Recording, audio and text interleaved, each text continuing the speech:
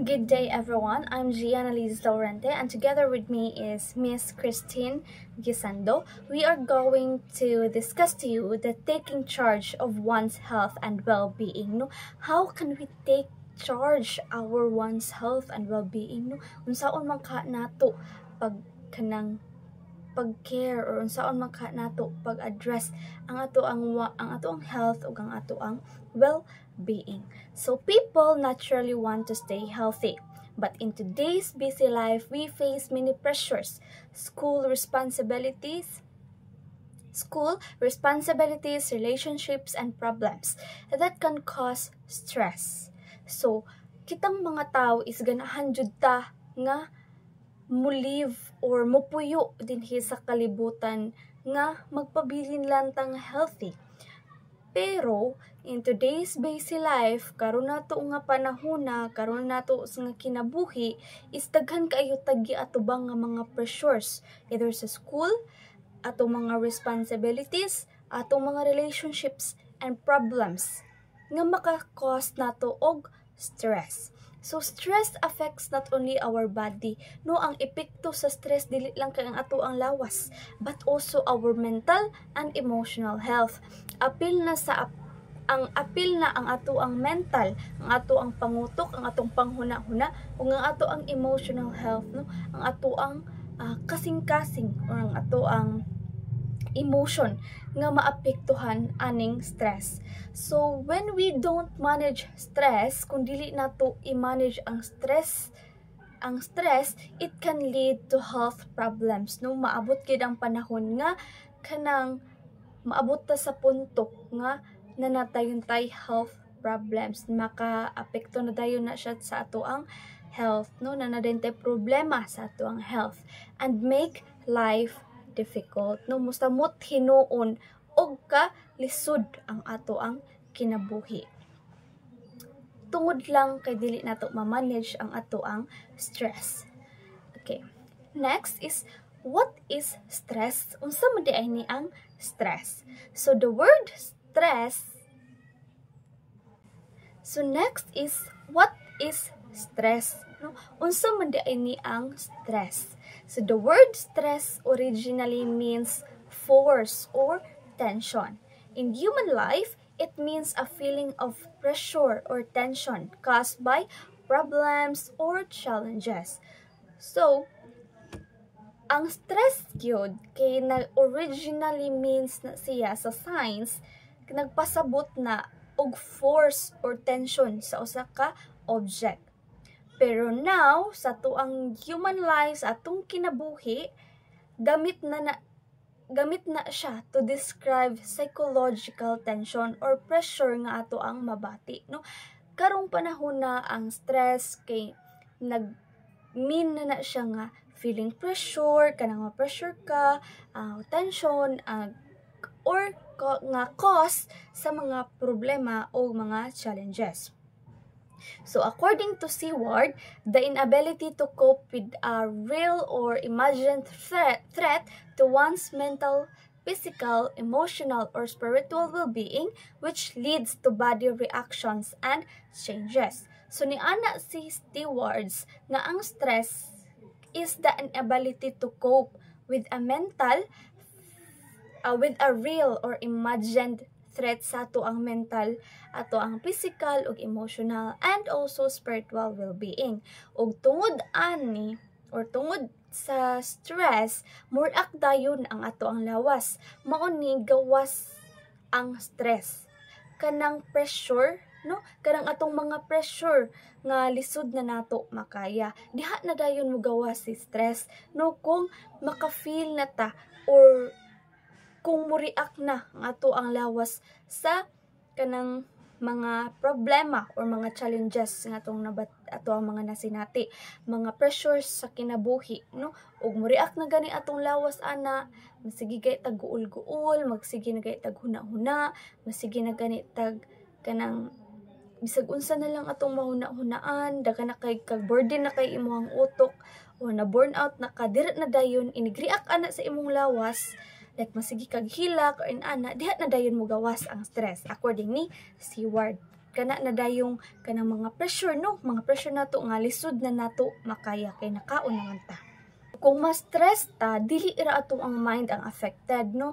Of course, appeal gyud ang ato ang lawas kay mo naman na siya og mo react na ka mo na dayong mag-trembling, kanang magkurog-kurog ka ingon ana. So sa panahon sa atong mga ancestors, kung naay wild animal mo attack, ilahang body mo react dayon, no? Ang gamit sa una sa stress is dili pa negative, which is positive pa na sa sauna sa atong mga ancestors ang kanang stress. It is because kung manguha sila og mga wild animal mo or kanang mo attack ang mga wild animal, ilang body is mo react dayon, no? Mopaspas ang heartbeat, kusog ang dugo, no? Kusog ang flow sa ilang dugo sa ilang arms, sa kanang legs, ug gamay ra ang flow sa digestive og immune system. Kanang ang stress sa una nila is maka-help nila para mo fight, no? O para mo fight or ilahang i-fight or patyon ang mga wild animals or mudagan, no? Silbi sa una, ang stress is maoy sign nila nga naay wild animals, no? Ang reaction sa ilang lawas is mao nay gamiton nila nga para makasurvive kuno kay if naa sila sa kanaang kalasangan sa sauna. Pero karon bisan mga simple lang nga mga stress like school problems, same gihapon ang body reaction, no? Same ra gihapon sa sauna nga body reaction ug karon ang nakabati lang ang sa karon is kanang ang stress is very negative na kayo siya kung dili nimo makaya, and ang sa sauna is gamit nila, maka-help nila ang stress kung naay mga wild animals nga mo attack kay mo react man ilang body, makulbaan dayon sila, mopaspas ilang heart rate mo nang nga makabantay sila lang nga naay wild animal, mag-prepare sila or ilang para maka-prepare sila ng ilang patyon ingon ana or mudagan sila. How stress affects the body. So when we feel stress, our body reacts through the autonomic nervous system, which has two. The sympathetic system makes the body ready to fight or run or fight or flight. So ang sympathetic system mao ni ang nag-prepare sa ato ang body nga nato nga mo fight or flight, no? Sama anang kanang stressful ang situation. Dayon, ang parasympathetic system calms the body down afterward, no? Ang sympathetic mo prepare sa ato ang body during the stressful situation, while ang parasympathetic system mo ni siya nga mukalm ato ang body down afterward sa ato ang stress, no? Mo na ang mukalm sa lawas balik, no? Ang parasympathetic system mo na ang magpakalm balik sa ato ang lawas after sa mga stress. So during sa ato ang stress, ang ato ang body is nag-release na siya hormones like cortisol and adrenaline. Mauna siya ang nakapakos sa ato ang heart nga mo beat og fast. Dayon, breathing and blood pressure increase, no? During our stressful during mas stress ta, ato ang breathing and ato ang blood pressure is musaka, no? Maglisod na din ta ginhawa, mao na nga ang uban is makuyapan ingon ana. So sa una, as what I have said earlier, nga ang atong ancestors gigamit na nila ang stress to survive dangerous situations. Like atong mag-fight sila sa animals or mga enemies or mudagan na lang sila, muna use sa stress nila before.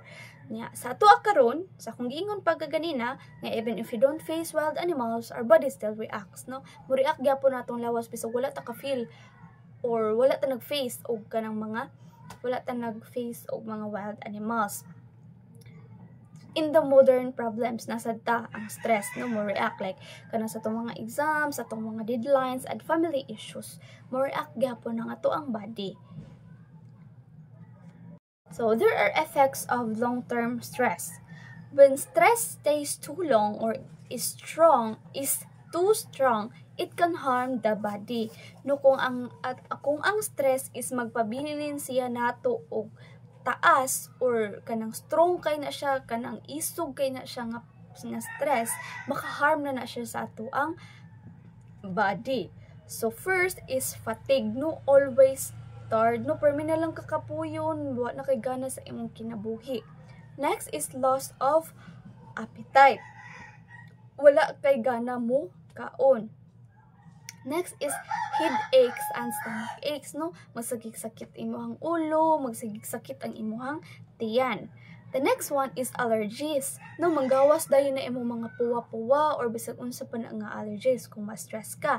Next is difficulty in concentrating, no, wala na kay focus, dili na ka maka-focus sa mga butang-butang, imbis na ganahan ka mubuhat ani niya kay daghan kay kagiuna-una na stress naman ka, mawa na noon ka sa imong concentration. Next is forgetfulness, no, masige na kagkalimot kay ang imong naas utok ang kato na lang mga stress nimo sa imong kinabuhi. Next is sadness, anxiety or depression, no, sad kay ka, sige na lang kaghilak. Dayon, serious illnesses like heart disease, cancer, and mental illness. No, usasad na siya kung long term or isog na kay tanan ang imong stress, mo adto jud ka sa serious illnesses like heart disease. Kaya sige na lang kaghilak, kanang problema magsakit imong dughan mo nang maka-heart disease, no, maka-cancer o mental illness na nakisakit sa imong pangutok. Mo na siya ang effects of long-term stress.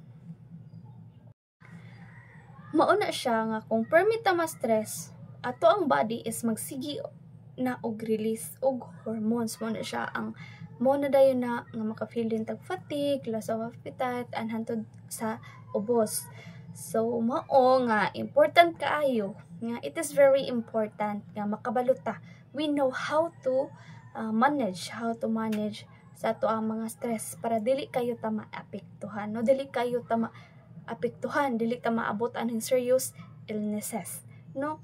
Bahala na lang na ang kanang uban nato nga mga problems or natural ra magyud nga natay mga problems. It's because we are humans.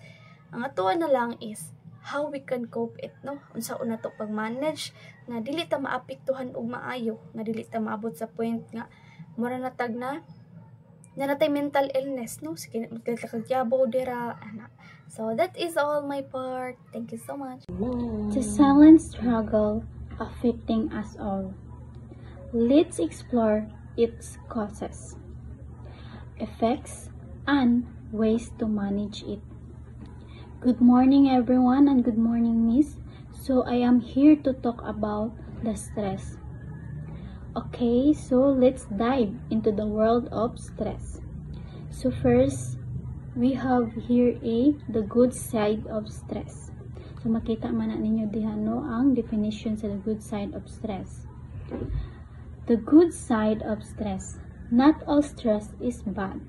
So dili jud day tanan stress no nga maka-cause og bad sa tua, kanang maka-cause og depressed, maka-cause og anxiety. Kinaabay stress nga kanang maka-cause og kanang bad sa tua, maka-cause sa ato og anxiety, depressed, ingonana. There is a kind of stress that help us. Good stress or eustress motivates us to do better. It helps us face challenges and grow stronger.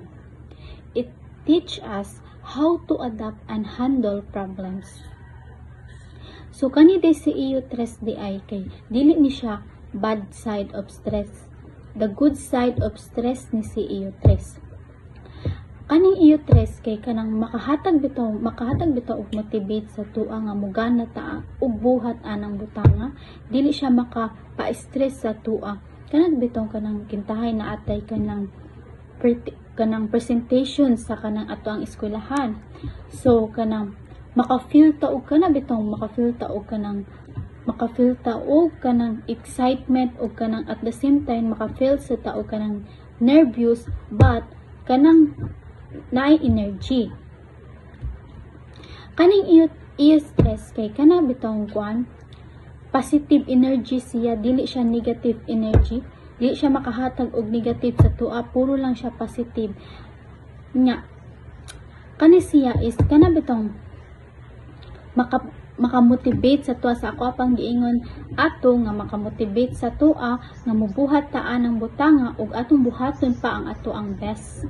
So mao na si Io3 kanang makagood sa tuwa nga makahatag og energy nga mas maka-focus pa ug makamotivate nga ma-achieve na nato kanang goals nato. So next is we have a 3 types of stress: acute stress, episodic acute stress, and chronic stress. So first atong istoryahan si acute stress. Acute stress, short-term stress that happens from daily situations. So kani siya nga stress di ay kay mahitabo ni siya sa atong in a daily life. Like for example, kita di man gid nato malikayon nga mamata ta og kanang dugay. So kita dugay ta mamata kanang klase ta no, klase niya. Dugay kita mamata so magdali ta kaligo, magdali ta og kanang kaon, magdali ta ilis pangandam. So ang mahitabo ana malita dugay ta mabot sa eskwelahan. So ang mahitabo ana unsa man, di ba makakuha ta og bad grade.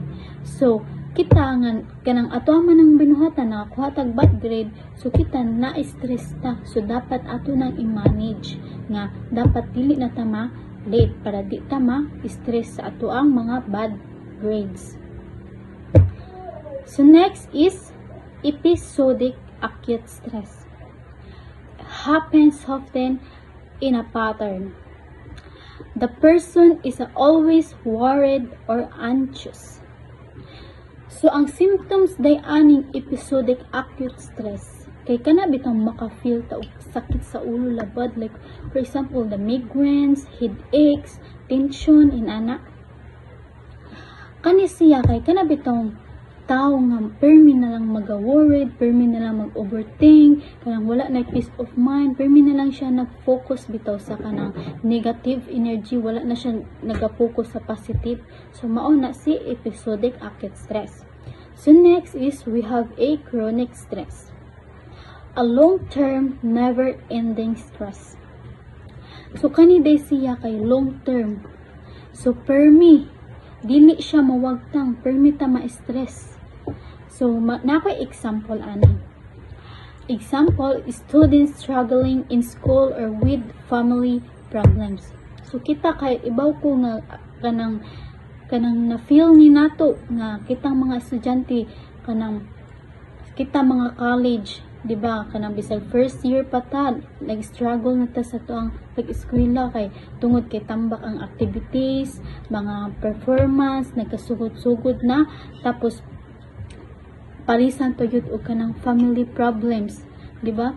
So kita nga mga kanang college na nga mga dagko na di ra ba gyud ta robot no, dapat ay kapuyan ra ba gyud ta nya maka-feel ba gyud ta kanang kuan kanang ka-stress food, maka-feel gyud ta og kanang naabi gyud ta kanang tagsa-tagsang family problem nga kita sad nga kanang nasad ta sa pag-eskwela nga kanang usahay nga kanang mo dili na taganahan kay tungod sa kanang ka-stress, tungod kay wala na tay gana kay tungod sa kanang mga sa ato ang mga gipanghuna-huna, naghuna-huna pa ta sa ato ang mga buluhaton sa eskwelahan, naghuna-huna pud ta sa ato ang mga family problems. So ang mahitabo ani ang kaning nga stress is dili jud ni mahuman kung dili ta kahibaw mo manage sa ato ang self. So kita dagko naman ta, college students naman ta, so dapat kahibaw ta mo manage na sa ato ang self. Kung sa time nga buhaton ang performance atong buhaton, sa time nga mopahuway atong buhaton, ug sa time nga dapat kanang mangita ka og kanang way nga imong utok nga ma-peace of mind nga malingaw ingon ana imo nang buhaton kay dili lang permi nga kitang tanan nga sige na tagbuhat diha og kanang mga performance, masige na tagbuhat diha og kanang unsa na diha sa eskwelahan, nya magsige na taghuna-huna sa mga family problem inana. So kana hinuon makakus hinuon nag bad health sa imuha kay sige maka-overthink sa imuhang utok diha og bisag unsa, diba? So next is why this topic is important. Ngano man kaning tapika karon nga akong gisulti about sa stress is importante nga mahibaw-an ninyo. So diba, naa ta diri nga kanang mga ako ning basahon para makahibaw mo. Helps us understand stress, where it comes from and how it affects us. So no, maka-help jud ni siya nato nga mas musabot kung unsa na ang stress o para mo aware ta sa kanang nabitay kalahian nga stress no, di ba kita pareha og stress, di ba? So dapat aware ta sa tuang mga na-feel, sa tuang mga nakuan na feel nato nga stress. Dapat kahibaw ta, dapat mag-search ta sa Google or unsa na imong mga na-feel diha para kung kuan na gali makuan din sa doktor nga anak ka. Tas ma-search para mahibaw-an pud nato nga kanang asa gikan ug unsa jud siya nga makaapekto jud sa tuwa, makaapekto banig maayo sa tuwa or kaya ba ni ma-manage nato. So importante jud no nga mahibaw-an nato ang kaning about sa stress. Next is teach us how to recognize signs of stress early. So ang kani di ay is makatudlo po ni nato kung unsaon nato maka-recognize sa tuang mga na-feel, sa tuang mga na-feel na stress. Kay kanang nabe no nga ang uban na stress lang sa pag-eskwela, na stress lang sa family problems, na stress lang sa uyab, na stress lang sa unsa diha, diba? So dapat jud nato i-recognize para bitaw ma-manage dayon nato atong kagalingon para kanang kaybo syempre kita kaybo na magid ta mo manage sa atong kagalingon kay dagko na biya ta na. Next is guides us to manage stress properly through healthy habits. So ang kanida ay mahibaw-an nato para mahibaw ay so kanida ay importante ni para mahibaw-an nato og maka-guide sa tuwa unsaon pag-manage ang stress ug unsaon pag-manage sa kanang mga na-feel nato nga mga bad health sa tuang kanang kalawasan sa tuang kaugalingon nya unsaon nato pag kanang manage through healthy habits inana. So next is reminds us that our health and well-being are in our control. So kani di ay no nga nag-remind ni siya nato nga kita ra man gyud ang nag-control sa ato ang kagalingon, kita ra gyud ang nag-control sa ato ang health. So dapat kahibaw ta mo manage nga kanang kuan kanang kahibaw na ta mo manage ato ang kagalingon, kahibaw na ta mo control. Next is encourage student to balance school, rest, and personal care. So ang kanidi ay is maka-encourage nato kitang naga-eskwela sa college, sa senior high, sa elementary nga atong need ta mo balance sa pag-eskwela. Need nato i-balance ang mga buluhaton, need nato i-balance ang pagpahuway, ug need nato i-balance sa ato ang pag-care sa ato ang kaugalingon. Kay kahibaw ta kita ra gyud ang nagakuan sa tuang kalawasan, kita ra gyud nagpadaog anang pa-stress, pasakit na nana. So dapat kahibaw na ta mo control o mo manage. So next is we have here is simple ways to take charge of your health and well-being. Get enough sleep and rest. So, syempre, no, matug, jud ta, matug, bahala na lang mga buhaton diha. Kung dili na kaya sa kalawasan na apay ugma nga mabuhat ka, dili ka magpa-overpatig nga, inikadlaw na ka matug, kay lagi deadline na ugma. Dapat kahibaw ta mo balance sa ato ang kaugalingon. Dapat kahibaw ta mo manage. Dapat kahibaw ta kanang kung ting oras sa ating katug, matug ta. Kung ting oras nga, ting pahuway mo, pahuway ta. Eat healthy food. So, mukaon na jud tag mga healthy food no, like mga gulay, mga fruits, and ana, para dili bitaw atong lawas magkasakit, dili dayon mawad-an og kanang gana sa mga buhaton. Kana man gud magsige tagkaon eat health ay kanang mga healthy food kay maka-give man gud na sa ato ang kalawasan og energy nga mobuhat anang butanga. So, dapat mukaon jud tag mga healthy food. Next is exercise regularly. So kahibaw ko kitang tanan mga tapulan kita di ta ganahan mo exercise, di ta ganahan mag jogging, bisag hiking lang like pasingot ingon anak. So karon kay importante na gini exercise sa tuwa kay dapat mo gawas na atong kanang mga singot diha para mas mo feel bitter ta na ang ato asang oxygen kay kana bitong mas mo gaan pa ang imuhang kanang paminaw. Next is spend time with family and friends. So dapat jud no mo spend time ta sa tong family kay at the same time kana atong family bisag nagka family problems ta ana nila ato big na sad silang comfort zone inana sila sad ba ang magpakuan sa tong una nga kanang ingon ana anha sad ka mo open up sa kanang imong comfy nga tawo ara ka mo open up sa kanang imong mga na feel sa mga problem. So ang kanisang friends kay nindot sa kay ni dapat mo spend time sa kasi mga friends kay diha ra ba gyud ta mawa ang atong problema, diha na magsugod ang katawa kanang magsigi og binuangay, di ba?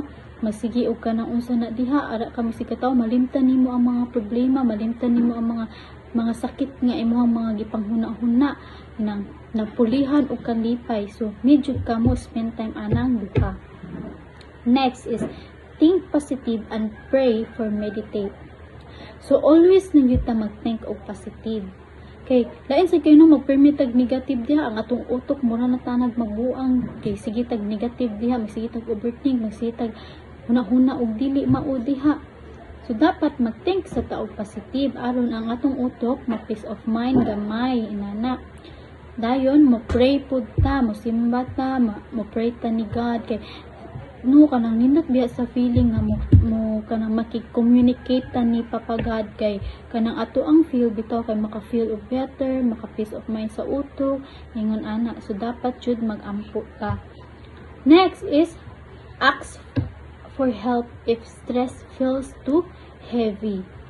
So if ang kana imong na feel dia if stress na jud kayo kastanan, syempre magpakuan ka o mangita kag tao nga comfy nimo nga kanang dili lang nimo suluhon ang imong kanang mga problema dia, di nimo suluhon imong gipanghuna-huna dia, mangita kag way or mangita kag tao nga kasultian nimo nga mugaan ang imong gihuna-huna diha, mangita ka og kanang like for example sa mga kanang mga friends, so na kay close friend yan, na kay kanang kumpihan nga kaistoryahan, so dapat mustorya ka ana para mopagawas ang imong kanang gibati diha para bitaw maiban-ibanan imong mga kanang mga bugat nga kanang gipangbati nga imong na feel.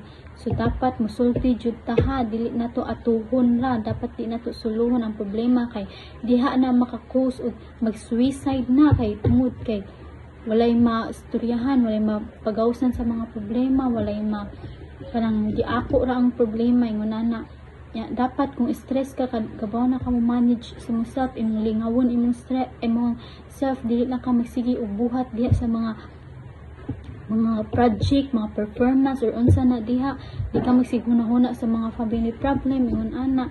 Dapat imo nang i-avoid magkuan ka og kanang one day mag-breakdown tas mo heal nya, tas mo magpakuan ka sa imong self nga para imong self ma-avoid to ang kato imong gipang huna-huna para imong self para makahuna-huna ta og mas better. So maura to ang ako ang topic. So unta na nakasabot ra mo